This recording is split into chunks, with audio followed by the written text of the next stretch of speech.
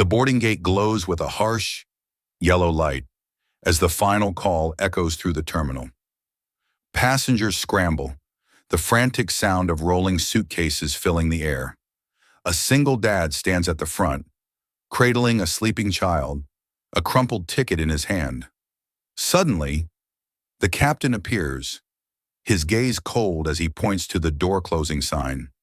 "You're not allowed on," he says, his voice like iron. The door begins to slide shut. The little girl clings to her father's neck. But then, a sharp, piercing technical alarm screams from the cockpit. Everyone freezes, the captain turns back, and in that moment, he realizes he just rejected the only man who can save them. His name is Owen Parker, 42 years old. A man whose eyes carry the silent weight of 1,000 sleepless nights and the ghosts of a career he tried to bury. In his arms, 7-year-old Ava is a dead weight, her small chest rising and falling in the deep sleep of pure exhaustion. They had been traveling for 12 hours, hopping through connecting flights, navigating delays, all for this final leg to Seattle. Owen doesn't look like a hero. He doesn't even look like a man of means. He's wearing an old, faded canvas jacket that smells faintly of rain, a backpack with frayed straps, and work boots that have seen more miles than most pilots have flown. There are no corporate badges on his chest, no gold bars on his shoulders. To the casual observer, he is just another tired traveler, a man the world has taught itself to overlook, a face that blends into the gray background of a midnight terminal. The flight to Seattle was a desperate, frantic, last-minute purchase. A phone call 3 hours ago had shattered Owen's carefully reconstructed world. His mother was in the ICU, her heart failing, and the doctors weren't sure she'd survive the sunrise. This was the last flight out, the only flight. There was no plan B. Owen had run through the terminal, heart hammering against his ribs in a frantic rhythm, praying, pleading with the universe that they would make it before the seal was set. He wasn't running for himself. He was running for a final goodbye. But as he reached gate B14, the red lights were already flashing. The ground crew was pulling the retractable barrier across with a finality that felt like a punch to the gut. "Wait!" Owen called out, his voice raspy from dry terminal air, but surprisingly calm. "Please, my mother is in the hospital. I have the ticket. We're right here. My daughter and we just need to get home." The ground agent looked up, her expression flickering with a brief moment of sympathy, but she hesitated. She looked at her terminal, then at the clock. Before she could speak, the cockpit door of the jet bridge opened, and a man in a sharp Navy uniform stepped out. Captain Miller.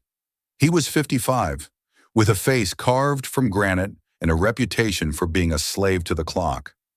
Miller didn't see people. He saw schedules. He saw fuel burn rates. He saw on-time performance metrics that secured his bonuses. He checked his expensive watch, then looked at Owen's disheveled appearance, the worn jacket, the messy hair. To Miller, Owen wasn't a grieving son. He was a liability. He was a passenger who couldn't manage his time, a disruption to the sacred, mechanical rhythm of the airline. "Procedure is procedure," Miller said, his voice echoing through the nearly empty terminal with a hollow, metallic resonance. "The manifest is locked. The flight plan is finalized. The door is closing. You're too late, sir. Next time, arrive on time." Owen didn't beg. He wasn't the kind of man who pleaded for mercy from those who lacked it. He stood tall, even with the weight of Ava's head resting on his shoulder. "Captain, I just need 30 seconds. Check the manual override for the boarding sequence. I know the flight plan isn't submitted to the tower for another 4 minutes. I know the fuel load hasn't been finalized because the truck is still attached to the wing. We are physically standing here. Please, have a heart." Miller's eyes narrowed, turning into cold slits of sapphire. He didn't like being told how his own cockpit worked, especially by a man who looked like he just stepped off a construction site. "I said no," Miller snapped, his ego flaring like a jet engine. "You aren't allowed on this aircraft. You missed the window. Find a hotel and try again in the morning. Agent, close the door. A few remaining passengers in the boarding area sighed, some looking away in pity, others, the frequent flyers, looking at Owen with a cold annoyance at the minor delay. Ava stirred, her small hand clutching Owen's collar, her eyes fluttering open for a second. "Are we home, Daddy?" she whispered. Owen squeezed her tighter, his jaw tightening until it hurt. He looked at the captain, not with anger, but with a strange, professional disappointment. He turned to walk away, his footsteps heavy and rhythmic on the polished terminal floor. No one in that terminal, especially not Captain Miller, knew the truth about Owen Parker. They didn't know that 10 years ago. His name was a legend in the high-stress hangars of the world's leading aerospace firms. They didn't know he was the lead safety architect who trained the very engineers who designed the avionics in this specific airframe. He knew every bolt, every wire, every line of code in that plane. To the world, he was a ghost, a man who quit the industry to raise his daughter in peace after his wife's death. To the captain, he was a nuisance. But the sky has a funny way of demanding the truth from those who think they have all the answers. The heavy steel door began to hiss, a sound of escaping air as the mechanical seal engaged. The ground agent turned the lock with a definitive thunk. Captain Miller gave Owen one last, dismissive glance, a look that said, "You are beneath me," before stepping back into the jet bridge.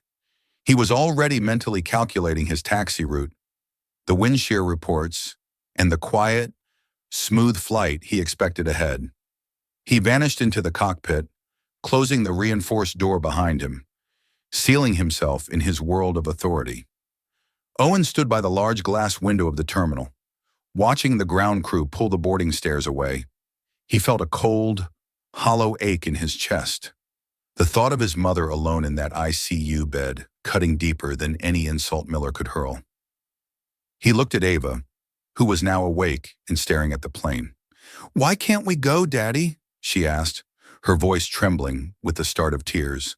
"The captain said we were too late, honey," Owen whispered, kissing the top of her head. He began to turn toward the exit, but his professional instinct, a reflex sharpened by 20 years of aerospace safety training, made him pause. His ears picked up a sound, a faint, rhythmic thrumming vibrating through the glass. Inside the cockpit, the atmosphere had suddenly shifted from routine to high-tension chaos. As Miller began the secondary engine start sequence, a warning light flickered to life on the center pedestal. It wasn't a primary failure, not a red engine fire or a hydraulic loss. It was a Class B anomaly, an amber flicker that shouldn't be there. The co-pilot, a younger man named Davis, frowned at his glass display. "Captain, I've got a pressure fluctuation in the secondary bleed airline. It's hunting. No fault code is generating, but the redundancy check is showing a 0.05 hertz lag." Miller gritted his teeth, his face reddening. "Reset the digital bus. It's probably just a software glitch from the ground power transition. We can't lose this takeoff slot.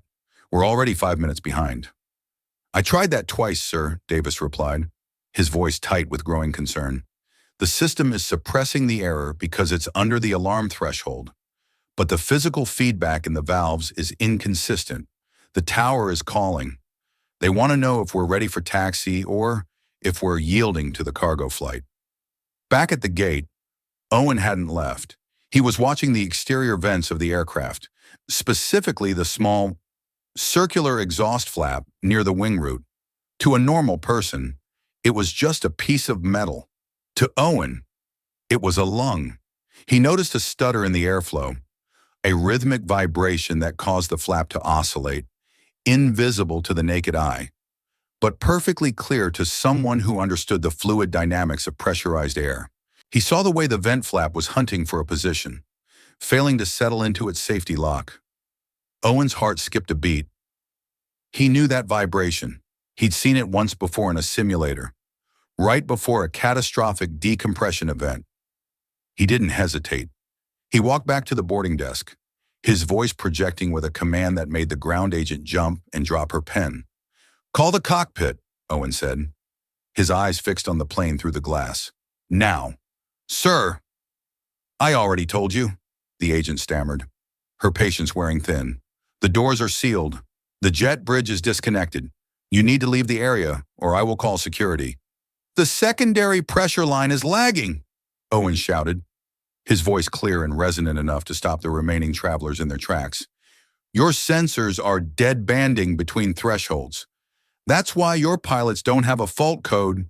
If they throttle up for takeoff, that bypass valve is going to shatter, and the back pressure will take out the entire hydraulic bus. Tell the captain to look at the B line, actuator feedback. Now, call them.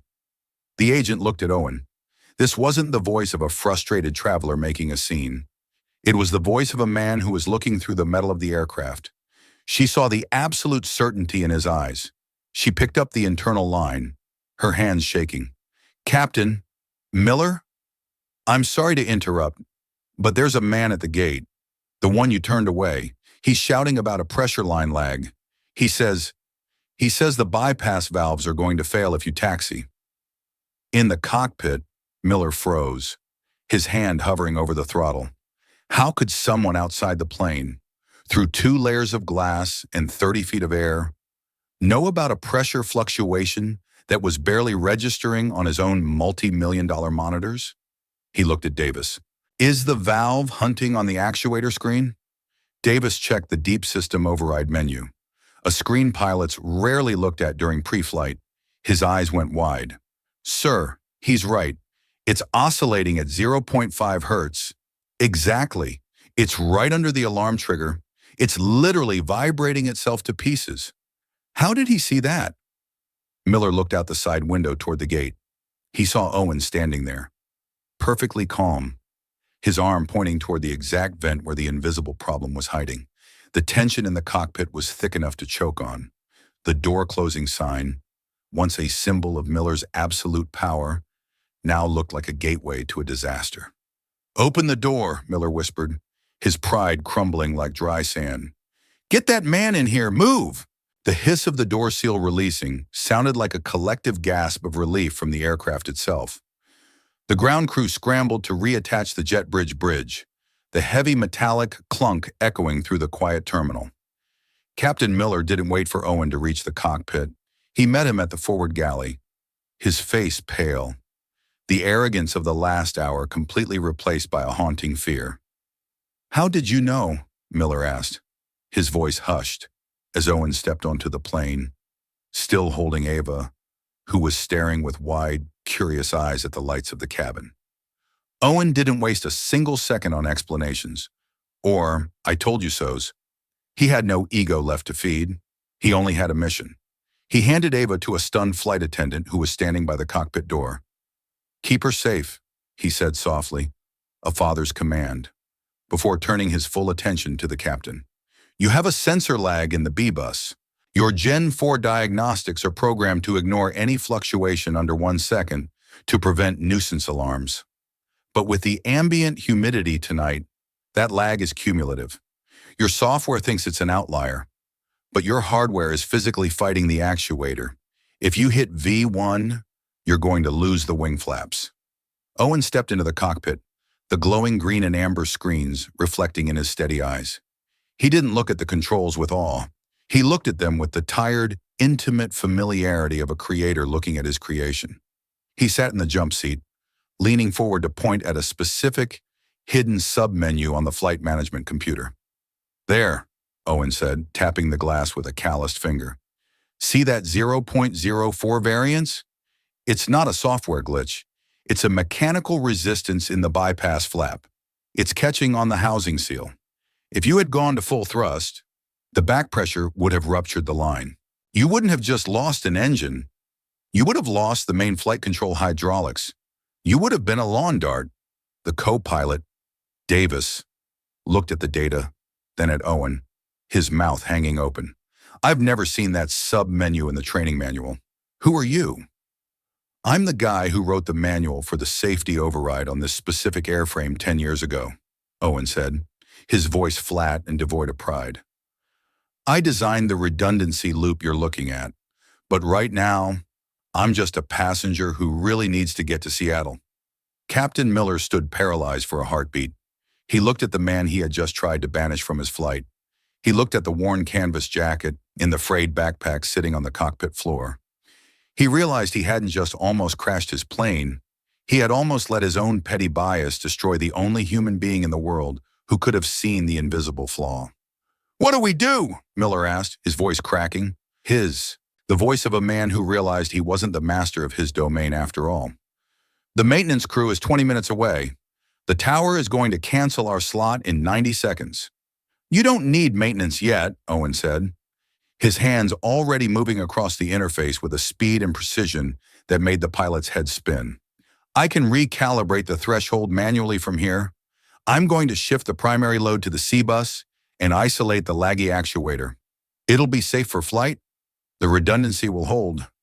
But you'll need a full hydraulic teardown the moment we land in Seattle. Do you trust me, or do you want to stay on the ground?" Miller didn't hesitate. "Do it." For the next 10 minutes, the cockpit was a silent, focused battlefield. Owen worked in a zone that no one else could touch, his fingers dancing over the keys, his eyes reading the invisible language of the aircraft's soul. The pilots watched in a kind of religious awe. They saw the amber warning lights flicker, then turn to a neutral gray, and finally, a beautiful, steady, solid green. The bell in the cabin chimed, a soft, melodic, system-ready signal. The alarm that had been screaming in their headsets was gone, replaced by the smooth, rhythmic hum of a healthy, breathing machine. Owen stood up, wiping a bead of sweat from his forehead with the back of his hand. He didn't look for a thank you or a round of applause. He simply turned and walked out of the cockpit, back to where Ava was waiting. Captain Miller watched him go, his heart hammering against his ribs. He picked up the radio, his voice trembling slightly as he spoke to the tower. "Ground control, this is Flight 882. We have resolved the technical anomaly.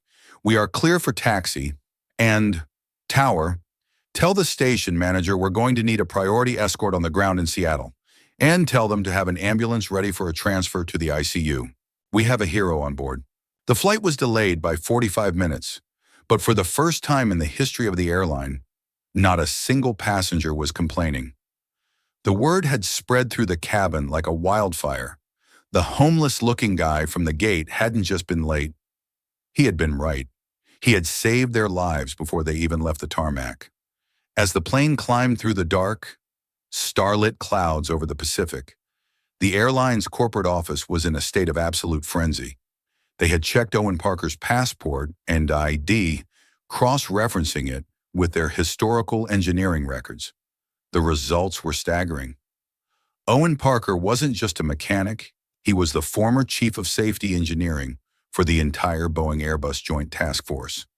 He had been the man who revolutionized the way modern planes talk to their pilots. He had left the industry 5 years ago after his wife's tragic passing, choosing a quiet, invisible life to raise his daughter, vanishing from the high-stakes world he had once ruled with an iron intellect. Captain Miller sat in his seat. The autopilot hummed, but he couldn't relax. He kept looking at the empty jump seat behind him. He felt a deep, stinging shame that no amount of flying hours could erase. He thought about all the people he had judged over his 30-year career, judged by their clothes, their tickets, their accent, or their status. He realized he had become a machine himself, cold and unfeeling. He unbuckled his harness and handed the controls to Davis. "You have the aircraft," he whispered. Miller stepped into the cabin, walking past the first-class passengers who were staring at him. He found Owen in row 34, at the very back of the plane. Ava was curled up in Owen's lap, sleeping soundly, her small head resting on his worn canvas jacket. Owen was staring out the window, the moonlight reflecting in his eyes, his thoughts clearly miles away in a hospital room. "Owen," the captain whispered, stopping in the narrow aisle. Owen looked up, his expression neutral, guarded. "Is the pressure holding, Captain?" "It's perfect," Miller said, his voice thick with an emotion he hadn't felt in years. "But that's not why I'm here. I, I want to apologize publicly and privately. I judged you. I treated you with a lack of basic human respect that I am deeply, deeply ashamed of. You saved me. You saved my crew. And you saved 200 people who didn't even know they were in danger. I was the one who was blind, not the plane." The passengers nearby turned to watch, their faces lit by the dim cabin lights. Miller took a deep breath and looked around. "Attention everyone," he said, his voice carrying through the cabin without the need for an intercom. "I made a terrible mistake today at the gate. I almost let my own arrogance put us all at risk. This man, Owen Parker, is the reason we are safely in the air right now. He is a master of the sky, and I am honored, truly honored, to have him on my aircraft." The cabin erupted in a soft, respectful applause. Some people stood up. Owen just gave a small, humble nod. He didn't want the spotlight. He didn't want the praise. He just wanted to see his mother. "We've cleared the airspace," Miller continued, leaning down to Owen. "We're going to push the engines. We'll make up the time.